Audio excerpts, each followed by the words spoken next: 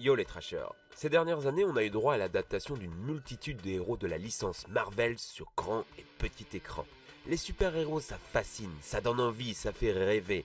Mais c'est comme les pizzas, à force de trop en manger, on est vite dégoûté de voir toujours les mêmes têtes. Et pour remédier à ça, un nouveau trasher, Clidéon, vous propose sa petite sélection de super-héros méconnus du grand public, mais qui pètent la classe.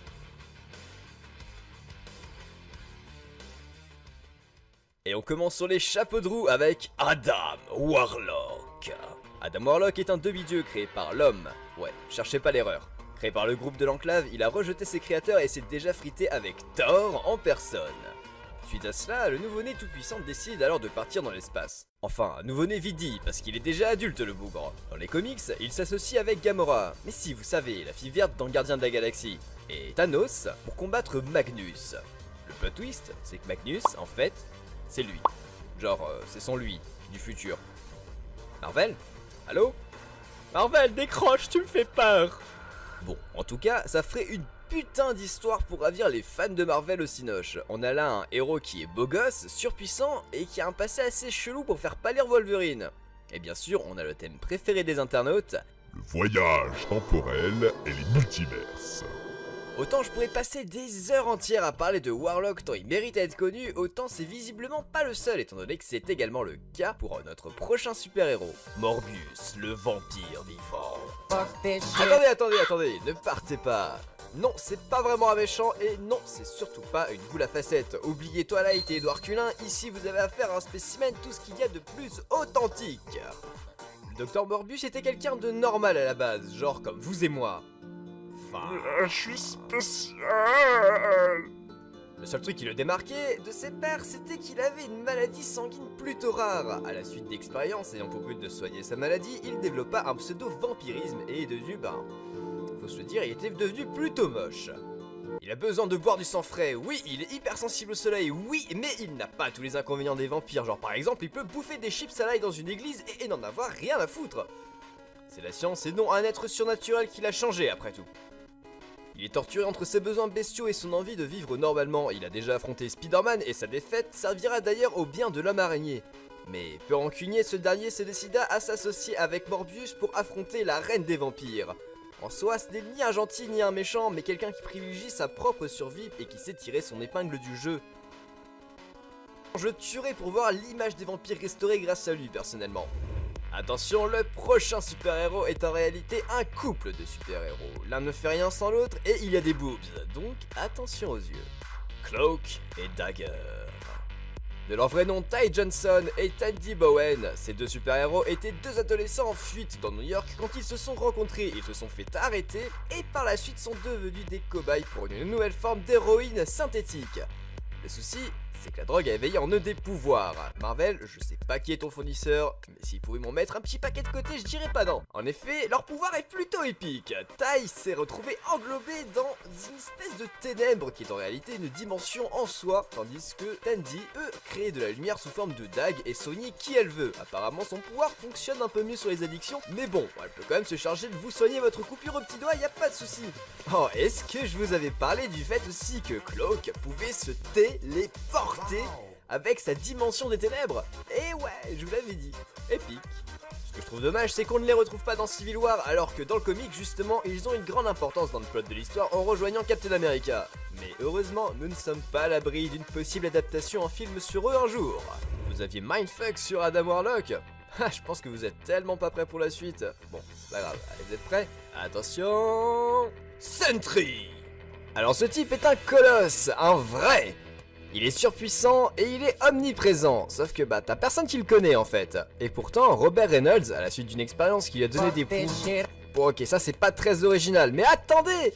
Il est devenu un rôle modèle pour Spider-Man. C'est un allié des 4 fantastiques, il a aidé Hulk à contrôler sa colère et il s'est marié avec la femme de sa vie. Ce mec a réussi sa vie, non? Bon, alors c'est quoi l'arnaque? En fait, c'est son arc Némésis. Il a pratiquement tué le sidekick de Sentry, a rendu mad Hulk avant de le balancer dans Manhattan pour faire un carnage. Et pour couronner le tout, Void se targue même de faire trembler le colosse au grand cœur. Bon, ok, c'est plutôt classique comme super-héros. Et comme super-vilain du coup. Pas de pour en faire un film, d'accord. Mais il y a un plot twist. La véritable identité de Void n'est autre que... Sentry. En effet, c'est le côté malfaisant de Sentry qui est son propre arc Némésis, un joli biais scénaristique qui offre la possibilité au départ entre le bien et le mal, la psychologie des héros de Marvel qui s'adapterait très bien en film également. Le prochain super-héros devrait jouer au loto, parce que ce bourg est quand même un sacré chanceux. Nova? C'est qui? Richard Rider. Il était encore au lycée quand il a reçu ses pouvoirs. En fait, en soi, il n'avait rien d'extraordinaire, il avait même une vie plutôt banale. Mais bon, le petit Richard est un chanceux de premier ordre. En effet, un des membres de la Nova Corp, mourant, décide de lui confier ses pouvoirs titanesques. Putain, mais le mec, il a même pas dit bonjour, quoi! À grand pouvoir, grande responsabilité, et notre jeune Richard Rider, qui s'est renommé Nova pour l'occasion, est donc tout désigné pour remplacer le pauvre homme qui est décédé. Et cette aide est la bienvenue, puisque la Nova Corp doit se battre contre Thanos, un adversaire redoutable et un grand méchant du film Les Gardiens de la Galaxie. Ce qui est impressionnant de la part de Ryder, c'est que, autant au début il a du mal à contrôler son pouvoir, qui n'est qu'une infime partie de la Nova Force qu'il a reçue étant ado, autant au bout d'un moment il a tout sous son contrôle et absorbe carrément le World Mind, qui n'est autre que le leader spirituel des Nova Corp. Eh bah gamin, que de chemin parcouru, GG. Bon, résumons, un gardien de la paix céleste provenant de la Terre qui devient surpuissant et qui affronte un gros méchant, ça vous rappelle rien? Bon ok d'accord, je suis mauvaise langue, désolé. Toujours est-il que Nova ferait un très bon sujet pour un futur film Marvel avec cette histoire rocambolesque. Bon, ça va pas, y a pas assez de touches de féminité dans cette vidéo. Il faut remédier à ça. She-Hulk. Bon, ok, j'avoue, je triche un peu. C'est pas vraiment un personnage méconnu de l'univers Marvel, mais bon, je m'étonne toujours de ne jamais avoir vu de film sur elle, alors que Hulk est de plus en plus présent dans la culture pop. Pour ceux du fond qui ne suivent pas Marvel, et bah voici un rapide résumé de qui est She-Hulk. She-Hulk, c'est la cousine de Bruce Banner. Sa transformation est arrivée par transfert de fluide. Bon, je vous arrête tout de suite, c'est pas du tout ça, bande de gros dégueux. En fait, la cousine de Bruce a eu un accident et le scientifique a décidé de lui donner son sang, étant donné qu'ils étaient du même groupe sanguin. Je vois bien la logique de Marvel quand même sur ce coup-là. Vite, donnons-lui alors qu'il y a peu de temps j'ai subi des changements de métabolisme suite à une exposition à des rayons gamma. Je ne vois vraiment, mais vraiment pas ce qui pourrait arriver de mal. Ce qui serait intéressant de faire avec She-Hulk, ce serait une adaptation en série peut-être, ce qui nous permettrait de retracer sa lutte entre sa partie Hulk et sa vie de tous les jours en tant qu'avocate. C'est une femme indépendante, jolie et confiante en ses propres capacités. Ça pourrait tout à fait convenir pour créer un modèle chez toute une génération de jeunes femmes qui est justement en manque de modèle. Bon, les filles, n'abusez juste pas trop sur le maquillage vert et tout ira bien. Aïe! Mais c'était gentil comme commentaire. Bon, passons à quelque chose de plus sombre et de plus serious business. Moon Knight. Mark Spector est un mercenaire sans pouvoir. Après une expérience de mort imminente, il reçoit la visite du dieu égyptien Khonshu, qui accepte de donner une seconde chance à Mark sous couvert de l'aider à se rappeler au commun des mortels et de devenir son avatar sur Terre.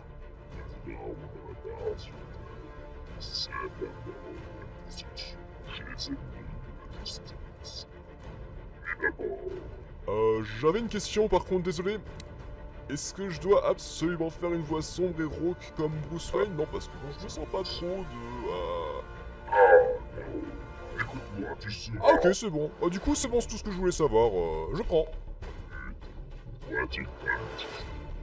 Spector accepte donc et jure d'abandonner son passé de criminel et de combattre le crime au nom de Khonshu.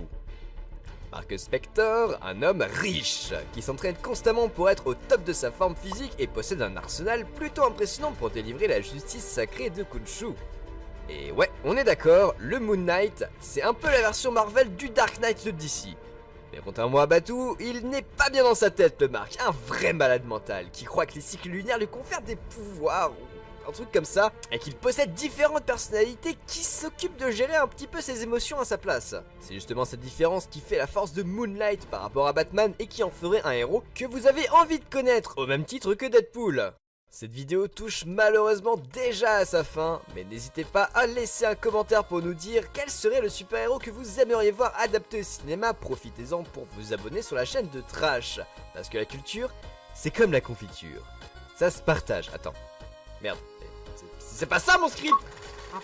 N'hésitez pas à vous abonner et à partager la chaîne avec vos amis. Sur ce, je vous laisse et n'oubliez pas De grands pouvoirs impliquent de grandes responsabilités. Tchuss!